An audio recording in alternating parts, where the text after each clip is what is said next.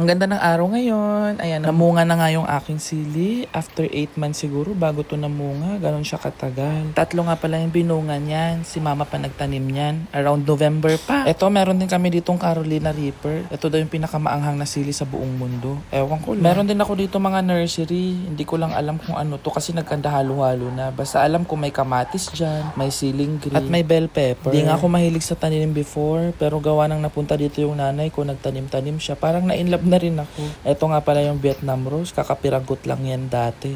Pero tignan nyo, ang lagu-lagu na. Napakaganda lang ng bulaklak niya. Kahit once a day lang mamulaklak, namamatay agad sa buong araw. Nagsimula yung nanay ko dyan ng 3 paso. Ngayon, pinadami ko ng pinadami. Kasi ang bilis lang pala nito mabuhay.